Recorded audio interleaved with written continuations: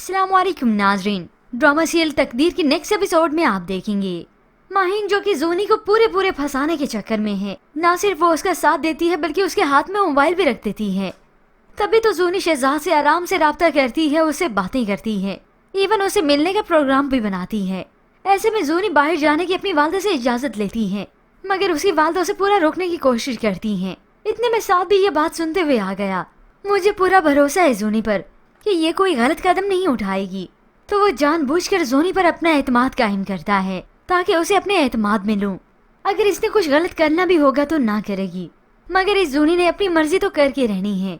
जबकि दूसरी जानिब रूमी असद से रिक्वेस्ट कर चुकी थी कि वो डॉक्टर से अपना चेकअप करवाएं। रूमी ने ये बात कॉल करके याद दिलाई तो असद तो फौरन बता देता है कि वो चेकअप करवा चुका है, बस रिपोर्ट्स का इंतजार है। अब जैसे ही असद ऑफिस से फ्री होने के बाद डॉक्टर के पास जाता है तो डॉक्टर उसके सामने सारी रिपोर्ट्स रखता है कि आपकी रिपोर्ट्स में प्रॉब्लम है। आई एम सॉरी टू से आप कभी बाप नहीं बन सकते।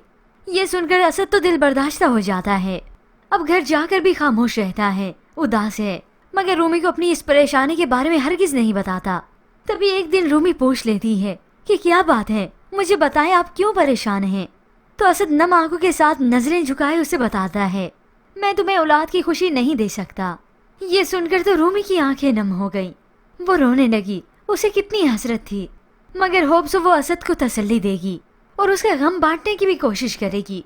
मगर इस रूमी को हरगिज नहीं मालूम कि मुस्तकबिल में इस बात को लेकर उस पर क्या बहतान लगेंगे, जिसकी वजह से तो उसका घर खराब होगा और हो सकता है असद से उसका ताल्लुक भी टूट जाए। और वहाँ जोनी के वालिद हैं कि अपनी बेटी को लेकर बहुत परेशान हैं कि वो अपने अच्छे बुरे को बिल्कुल नहीं समझती। साद से बात हुई तो वो सारी बातें उन्हें बताते हैं, मगर साद अपने होने वाले ससुर को भी तसल्ली देता है। क्या कर सकता है।